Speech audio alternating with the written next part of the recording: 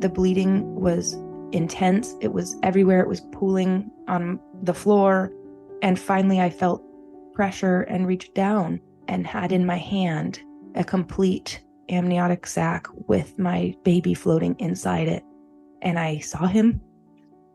And I knew what I had done. Welcome to the Straight Talk on Life Issues podcast, the extended edition. I'm Victor Nieves. Today I'm joined by Brad Mattis, president of Life Issues Institute. We're going to be talking about chemical abortion and everything you need to know.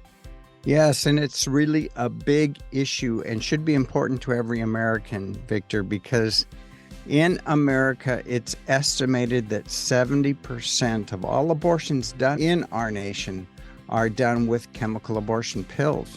Do you think most people know that?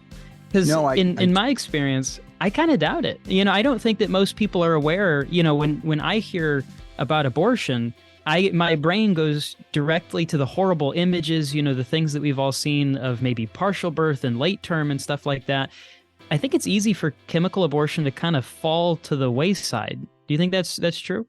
Well, I think you're right there. But when you talk about horrible images, we're going to find out later in this program that the images are even more horrible for women who experience these chemical abortion procedures. But you're right. Most Americans, I think of a sterile, well-run abortion facility that follows all the guidelines that your local hospital would. Well, legal abortion is nothing like people expect. And that's a whole nother program, of course, that we could get into. But it's true, though. The idea of chemical abortion and how women are getting these pills is absolutely appalling, that people are mailing them to them without any medical oversight, without anything protecting or securing the health and life of the mother, not to mention, of course, the baby that is considered fair game for killing each and every time with an abortion procedure. Yeah. And it's gross to me that it seems, for one, these abortion clinics, as you kind of hinted at, they hate it when when the pro-life movement tries to hold them to the same standard as a normal medical facility. The abortion industry loses their mind. They cannot stand that because they're not a normal medical facility. They don't want to operate under those same things. But it's crazy to me how much people don't think about it, how much people don't know about it, and the way that the industry tries to present abortion and really pregnancy as if it's a disease and abortion is somehow a cure, and that this chemical thing, they can just send it to you in the mail. You don't have to worry about it. They don't care about the women, and we're going to talk about that later, but they don't care about the women. They don't care about the consequences, the trauma, the horrible images that they're going to have to see, because it's profit. They make, billions of dollars in this industry? Yes, it's all about the money. If we could take the money out of abortion, Victor, it would end tomorrow. And one of the things we're going to be talking about, of course, is a lawsuit against the Food and Drug Administration, the FDA. And the ironic thing is that when the FDA approved chemical abortion for widespread sale, the research that they depended upon was very guarded, in that all of these safety and health procedures, safeguards should be put in place. Women should be absolutely, totally informed as to what they're doing, because it was not a simple procedure. And they just pushed all of that evidence aside to further a radical agenda of abortion on demand. Yeah. Well, Brad, what do you say we jump right into it?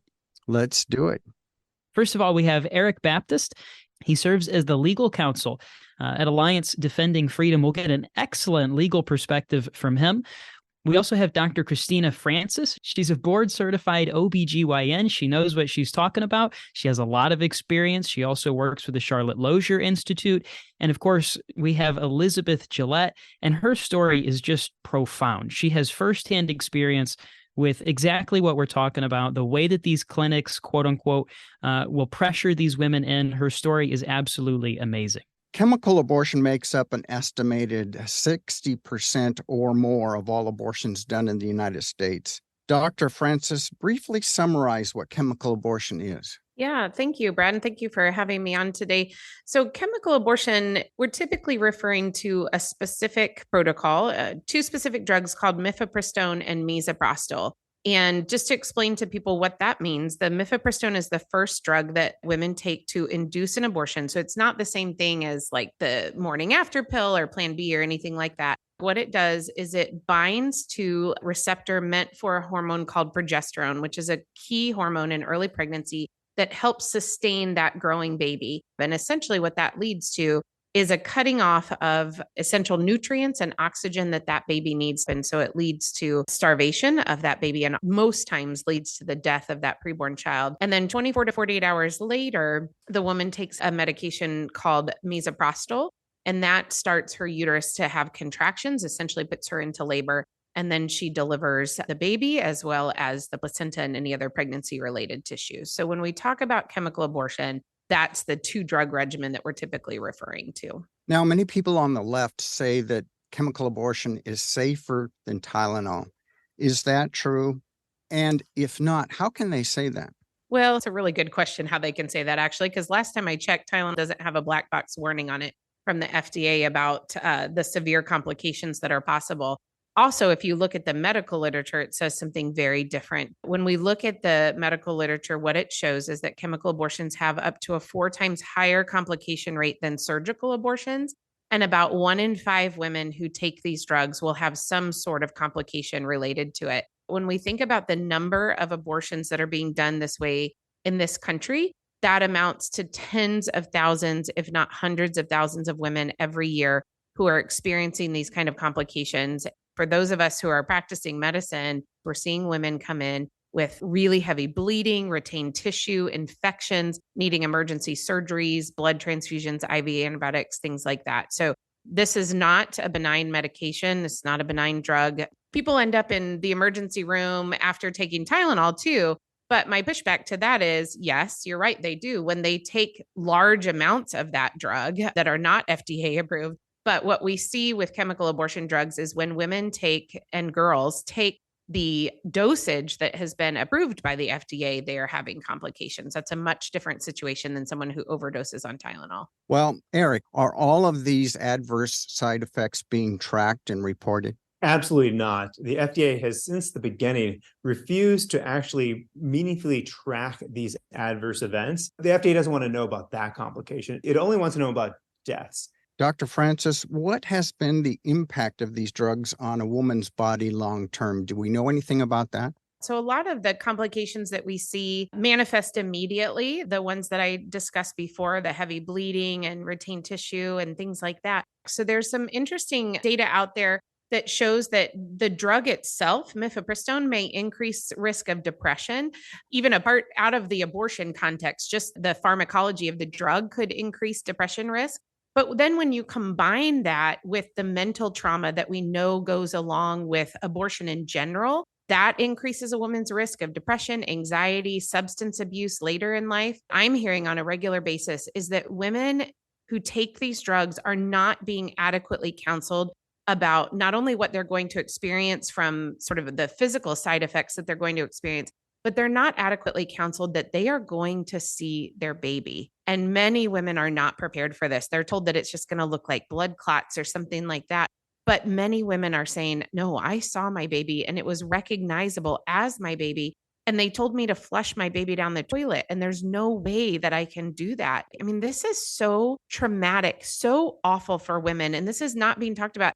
The other thing that not very many people are talking about is that we know that surgical abortions increase a woman's risk of preterm birth and future pregnancies. However, when you look at a certain subset of surgical abortions, and that is women who started their abortions with these drugs and then had to have a surgical completion, which in the gestational age range that the FDA has approved, up to 10 weeks, that's about 8% of women will need a surgical completion of their abortion.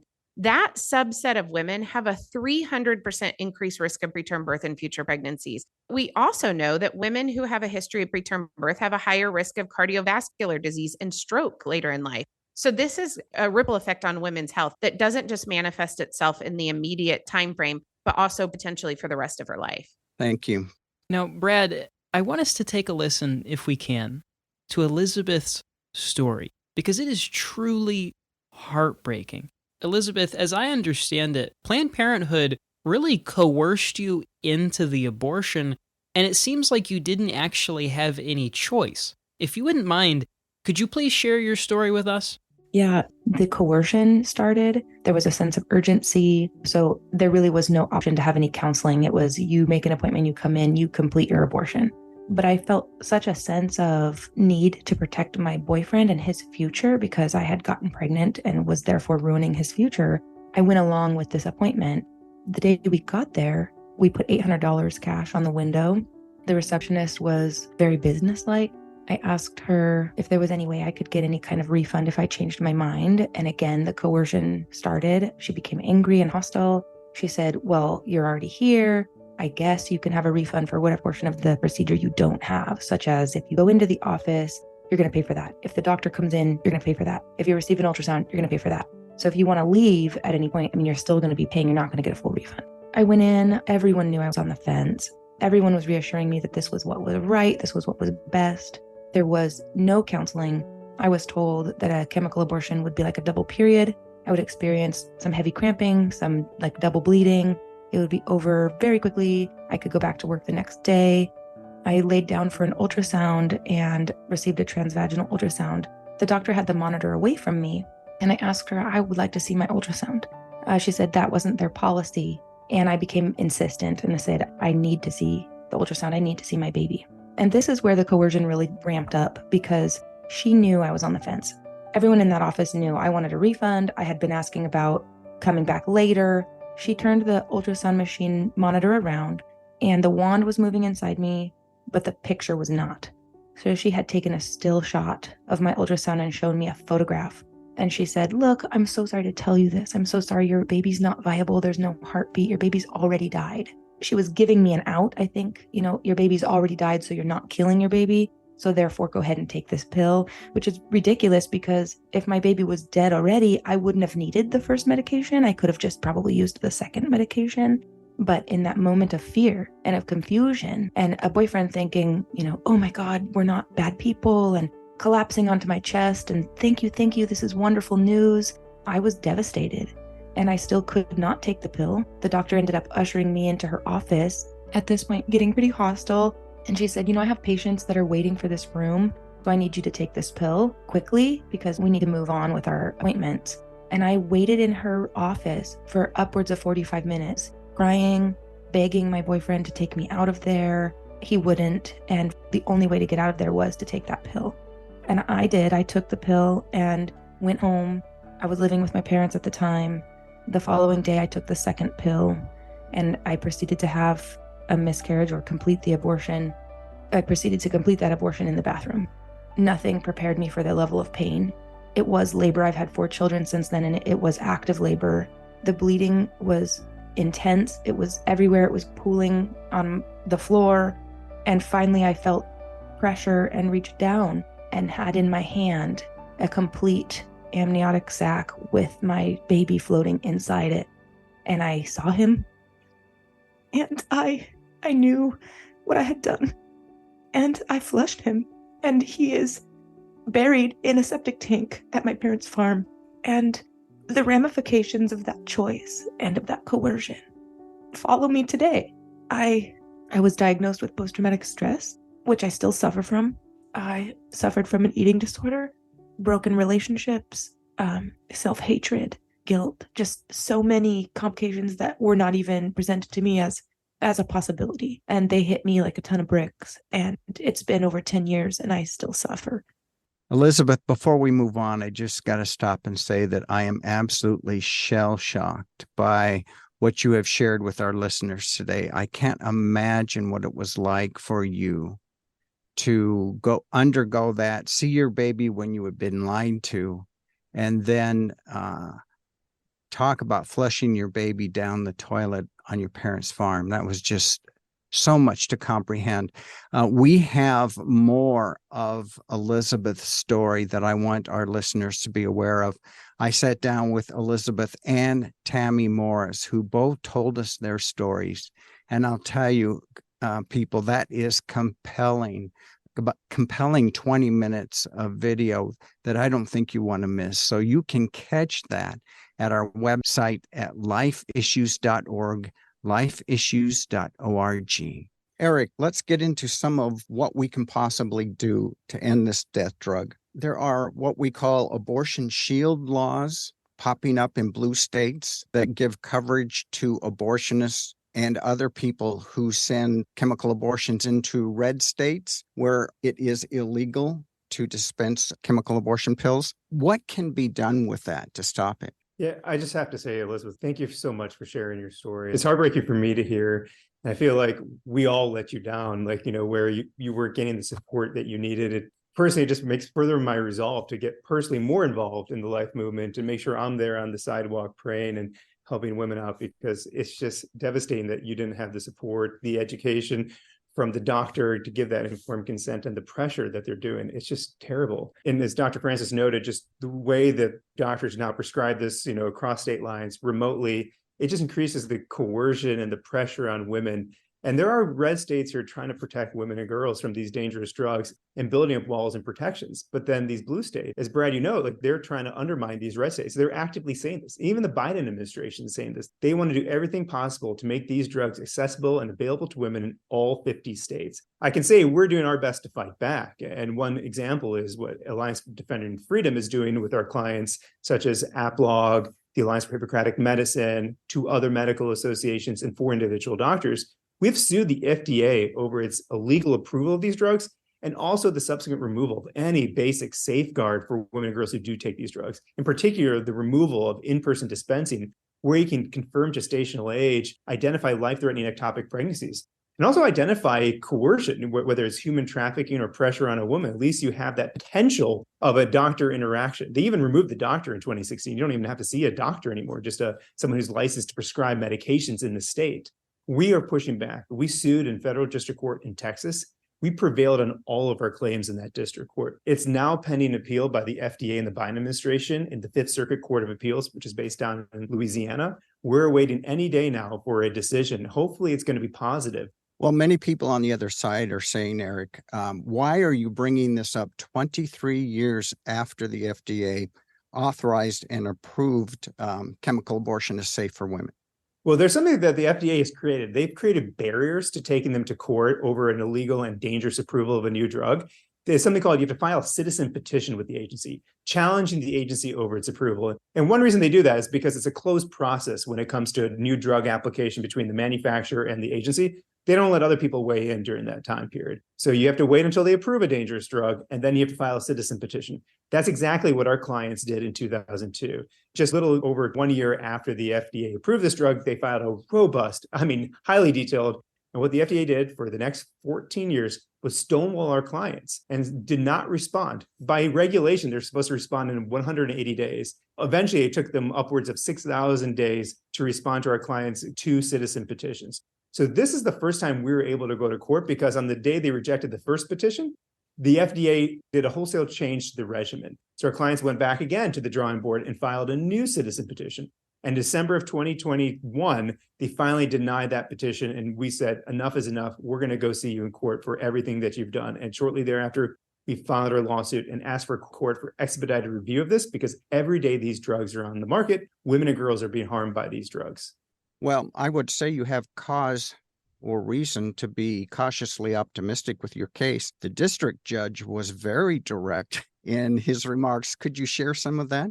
Yeah, his opening line was like, why is this case coming 22 years now? And he's like, it's because the FDA stonewalled the plaintiffs in this case time and time again. It was an egregious action by the FDA, politicized actions by the FDA. And the FDA kind of skirted every law, because what the FDA has been entrusted by the American public, by Congress, to be the nation's gatekeeper of drugs, to ensure that they're safe. So when you do take Tylenol, you know it's going to be safe as directed. But what the FDA did not do was actually study the labeled regimen. Not once in the almost 23-year history has the FDA ever studied what was on the label. They've studied a different regimen that has included a lot of safety protocols that never made it over to the labeled indications, such as an ultrasound. They've never required an ultrasound, which is just a basic thing that you should always do to determine gestational age. Identify the location of the pregnancy, because if it's ectopic, it can become life-threatening, and women have actually died because of that. They refused to do that, but that simple safeguard can lead to a lot more safe outcomes. They were supposed to study the effect of this drug on pediatric populations, on girls on 17 years of age and under. They never did that. They refused to do that. They waived that requirement illegally. They were supposed to study the wholesale changes in 2016 to see, like, what will these 9 different changes do to the regimen? They never did that. And then in 2021, when they authorized mail order chemical abortions, they flagrantly violated longstanding federal criminal laws that say you cannot mail chemical abortion drugs across state lines by the U.S. Postal Service, by Federal Express, or any other third-party common carrier. So what they did was blatantly illegal, and the district court took in the task, starting with that violation of criminal law, where an FDA or any federal agency cannot authorize criminal activity when it's a longstanding statute on the books. It's very clear on its face. And so, again, we brought this case because it wasn't just dangerous to women and girls. We actually have legal claims here, too. And this is something that's basic constitutional law here. You're taught in law school. The Congress passes the laws. It's up to the executive branch to execute on those laws. And when the federal government or federal agencies fail to execute on those laws, it's up to the federal courts to hold those agencies accountable for their illegal actions. And that's exactly what this court did here. And hopefully that's what the Fifth Circuit Court of Appeals does shortly. Well, you may or may not want to express how you think the Fifth Circuit Court of Appeals will rule on this and when. But if not, let's say that you get a favorable ruling out of the Fifth Circuit. Do you expect it will be appealed then to the Supreme Court? I'm always cautiously optimistic. If you listen to the oral argument that's available online these days at the Fifth Circuit's website, the judges seemed favorably inclined to rule in our favor if you were to listen to that, only because the government went first and the lawyer on behalf of the government couldn't finish her first sentence before the judges started asking her questions, because they were making some bold statements in federal court about this is unprecedented. Oh, you just question the FDA's decision-making authority. And one of the judges stopped saying, I'm sorry, counselor, just literally yesterday, we had the FDA in here for a different case challenging their abuse of their legal authority. So don't tell me this is unprecedented, because it's been done just yesterday. This is not something new. And I'm going to switch gears. I'm going to look at Dr. Francis, because Dr. Francis was in the audience in that oral argument. And the federal government at the end was asked about ectopic pregnancies, because if you're not having an ultrasound, you're not having an in-person examination to determine the location of that baby, how is a doctor or how is a woman supposed to know where, if she's got an ectopic pregnancy? Dr. Yes, Francis. and I was going to get to that. Oh, sorry. I'm very happy you brought it up. That's a good segue into Dr. Francis. What is your response to that? As Eric said, I was in the courtroom, and one of the judges very astutely was asking the government's lawyer, if women are not being seen in person, how are they being screened for ectopic pregnancy? And she replied that, well, they asked them questions. And the judge said, well, what kind of questions? And she said, well, they can ask if they have shoulder pain. That answer was so awful, is because if a woman who has an ectopic pregnancy is having shoulder pain, that means that her entire abdomen is full of blood. It has risen to the level of her diaphragm, which sits right underneath of your lungs. And there's a nerve that runs from the diaphragm to the right shoulder. And so when blood is very irritating to the diaphragms. So essentially, our government's position on how women should be treated is the way we should screen for a life-threatening condition like ectopic pregnancy is to ask if a woman is essentially knocking on death's door. She should be on an operating table in about 15 to 20 minutes or she will die. It is egregious. It is a complete neglect of the duty, like Eric said, that the FDA has been tasked with to protect the women and girls of this country from dangerous drugs. And apparently they have very little regard for the safety of women. Yeah, that is just absolutely amazing information that everybody needs to hear. If it goes to the Supreme Court, I think we can be cautiously optimistic that we will see a good outcome. Eric, this is going to be potentially devastating for the other side for chemical abortion. Tell us what the possible outcomes are and the impact that will have on abortion. What the Supreme Court needs to understand is when they issued the Dobbs decision last year, overturning Roe v. Wade, they said this: we're turning the power back to the people and to the states to enact the laws that they think are necessary to protect women and the unborn lives that are affected by abortion. What they didn't realize, with the FDA and the abortion activists within the Biden administration had a backup plan. they were planning to undermine and subvert any decision that came out of the Supreme Court that overturned Roe v. Wade. This is actually in the FDA's, on their own website, historical annals. They have an interview with someone from the 1990s during the Clinton administration that we were worried that the Supreme Court was going to overturn Roe v. Wade in the 1990s. And we thought chemical abortion was our ticket out of it because you can't track these drugs. We'll send them over state lines so red states can't enact pro-life laws. And I think that's the biggest story the Supreme Court needs to understand is if they truly want to return the power back to the people and to the states, that promise cannot be delivered and fulfilled until they at least scale back the illegal approval of this dangerous mail order chemical abortion. Frankly, if a manufacturer, there are two manufacturers authorized by the FDA to make these and sell these drugs in the United States. It's Danco Laboratories. It's a Cayman Islands-based company. You can go back to the history of that company. It's kind of shady. And then you have Gen Biopro based out of Las Vegas selling the generic version of these drugs. If they're not allowed to ship these drugs across the country, it's not just from prescriber to a woman. It's actually these companies will need to actually hand deliver these drugs across the country from their various locations. That may be physically impossible to do. And again, that's what this law does to us and it allows us to ban. So even if we get a victory, not officially taking these drugs off the marketplace, I say good luck trying to get these delivered across the country by hand because I don't see Danco, this small little Cayman Islands outfit, driving around the country, handing these drugs off to everybody and going through red states in the process and doing that, which may be violating those red state laws. Oh, we may see justice big time here. I would expect that abortion advocates and abortionists themselves are shaking in their boots with the possibility of how this may come out. Elizabeth, I'd like your perspective on a positive outcome from the Supreme Court. I think if the Supreme Court does what is right by the American people, there's going to be a lot of angry people saying, this is all a lie. This is a hoax. This pill is perfectly fine. And that's because they're not listening. They're not listening to what we're saying. They're not listening to our trauma. They don't get up in the middle of the night with nightmares. They don't hear infants screaming when they walk past dumpsters. They need to wake up and understand that the human experience extends beyond their agenda. It extends beyond the money, and it extends beyond their vacuum of understanding. We aren't going to be done with this if we get a favorable outcome. We're going to have to continue fighting and continue speaking the truth. Right, you are, Elizabeth. The battle is far from won. For those who would like to hear more about Elizabeth's story, I sat down with her and videotaped an interview, and it is incredibly moving. And I would encourage people who are interested in watching that to visit lifeissues.org for more information from Elizabeth, but on resources that we have there, as well as resources provided by today's guests. Well, I want to thank you all for taking time out of your busy schedules. Thank you so much for what you do. Thank you. This has been one amazing program. I'm sure that you've learned as much as Victor and I have about not only chemical abortion, but the process and the ways that are being done to provide justice for women who have been victimized, as well as those who are vulnerable to victimization. So we want everybody to be in prayer that the Supreme Court will do what is necessary to provide that justice for all of the women and their babies across this nation. If I were an abortionist or an abortion activist, as I said earlier, I would be shaking in my boots about the possibility of the devastation this could do on their abortion network that they're operating illegally and outwardly so, that the impact it could have in shutting a lot of this down. So that's why it's so important to keep this in prayer. Well, Victor, I'm sure our listeners will agree that this has been one dramatic, amazing program.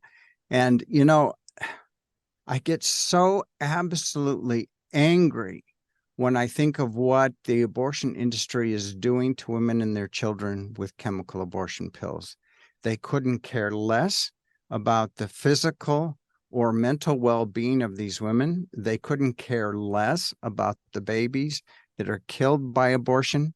I'm tempted to swear like a sailor when I think of just how angry I get at the abortion industry. But as long as they make their blood money, then that's what counts and nothing else matters.